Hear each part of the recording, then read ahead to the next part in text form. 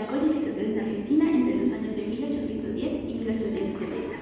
Vista desde el punto del mundo jurídico, la tradición romano-canónica en la codificación constituiría una reforma trascendental. Entonces no solo se trataba de cambiar de la técnica legislativa, sino quería crear un nuevo concepto de derecho. La finalidad específica de la codificación para algunos era obtener el ordenamiento y simplificación de la norma ya existente, pero para otros iba en una reforma radical del método y los principios antiguos. Entonces, los juristas de esta época buscaban reformar el orden jurídico antiguo, ya que ya no se entendía o consideraba que no iba acorde a la sociedad de esta época. Este fenómeno que hemos mencionado como codificación tiene de países referentes en el proceso a Europa, Alemania y Francia, y la posición en cuanto en la América Española no solo recibía, filtraba y matizaba esas nuevas ideas y las aplicaba en su realidad concreta. Este movimiento que dio origen a muchas cosas tiene por nombre Movimiento Ideológico Europeo, y los hechos que desencadenaron este fueron dos importantes: la reforma religiosa del siglo XVI y el racionalismo filosófico del siglo XVII, con cuatro características que moldearon específicamente esta: la sistematización, la nacionalización, la secularización y el positivismo, con un concepto clave en este derecho privado, que fue el código racionalista, que nos decía o tenía la creencia de que este código recogía, o solo este podía recoger, todo el derecho en sí, y fuera de este no existía ningún orden jurídico. Entonces, a partir de este se crean 5 códigos que en muchos países hoy son fuentes legales: el civil, el penal, el mercantil y los procedimientos civiles y penales.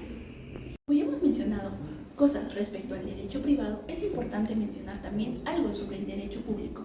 Este también sufrió transformaciones de raíz y todo su cuerpo legal descansó sobre lo llamado Constitución. Aquí esta transformación que sufrió dio un nuevo origen público a una enumeración de derechos del hombre y del ciudadano, además de mostrar un esquema de atribuciones que poseía en los poderes del Estado. Volviendo a lo anterior, es importante mencionar el movimiento intelectual que dio luz a este proceso de codificación, llamado Movimiento de Derecho Natural Racional, que tuvo primero manifestaciones en Europa a partir del siglo XVII. Este movimiento se basó en la razón y la observancia empírica, dejando de lado toda la autoridad y la tradición o conceptos cristianos, y su representante más célebre fue Saúl Rutherford.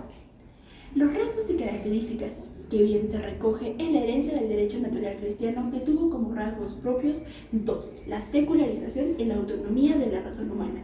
Y en cuanto a la idea de derecho naturalista racional, la idea fuerza que tuvo es que el hombre es constructor de su propio camino y artífice de su destino. Se distinguían los códigos de las anteriores fijaciones de las escrituras del derecho, porque no pretendían consignar ni recopilar, mejorar o continuar, sino que tenían el objetivo de crear una sociedad mejor mediante nuevas y sistemáticas soluciones legales. También empleaban una técnica legislativa con un sistema lógico y cerrado. La nueva imagen del Estado fueron sobre bases racionales, buscando la unidad y el poder supremo de la ley, que fue fundada en la razón.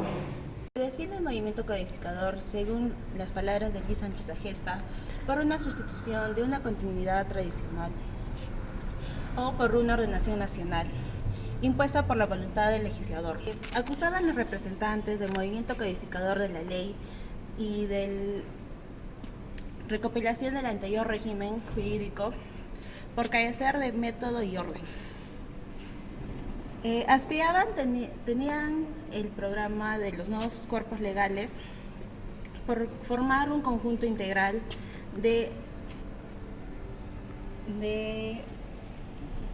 sin contradicciones, accesible para todas las personas y donde esté todo el derecho. El evento que tuvo estrecha relación con el Código francés fue la Revolución de 1789, que llegaron a coronar con el ímpetu de la revolución y la acción de Napoleón. El modelo de código que se extendió más fue el Code Civile de 1804.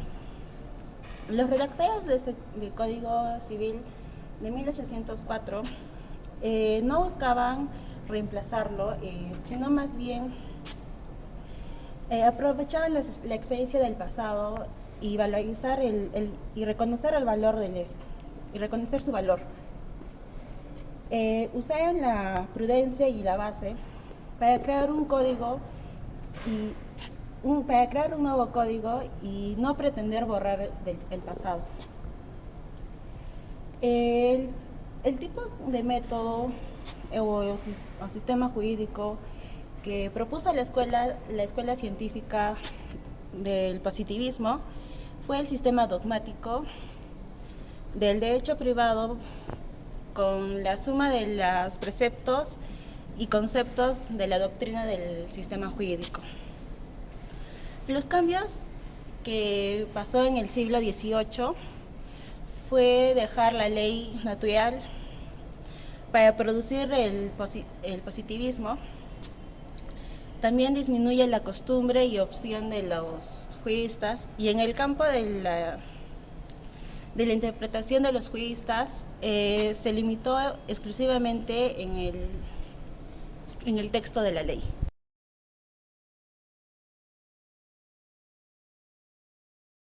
La ideología del Estado. Necesitaban una ideología, así que adoptan la ideología del Estado. Es por eso que la soberanía es la base del derecho jurídico. Hablemos del concepto de soberanía, que este cuenta con muchas corrientes. De estas, la corriente imperialista, que mejora el concepto de soberanía y no la mejora, la moderniza. Y es por eso que la cambia a una idea más positivista. Luego viene la ideología laica, que es la que adopta la Iglesia, en donde pone que el derecho lo creó Dios y sobre el hombre, y nace la ideología natural del hombre. El surgimiento del Estado Nacional moderno destruyó la unidad jurídica proporcionada por la situación universal del jus commun, o sea, el derecho común en la Europa feudal. Asimismo, el Estado trató de convertirse en la única fuente del derecho, reclamando la soberanía para él solo, tanto a nivel nacional como internacionalmente.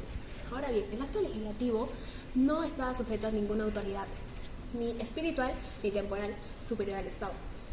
Por otro lado, el derecho en Inglaterra se basó en el common law y no se centralizó legislativamente debido a su tradición legal arraigada y a la autonomía política de las jurisdicciones locales. Asimismo, el positivismo estatal implicó una estricta separación entre legislatura y judicatura, donde el poder legislativo va a crear las leyes y el judicial las va a interpretar. Para el positivismo jurídico, la ley emanaba de la autoridad competente determinados de la Constitución y derechos fundamentales. Con el tiempo, la concepción dogmática fue minada por los conceptos fundamentales de moral, vida y orden. Es por eso que impone límites entre el derecho constitucional y los derechos fundamentales.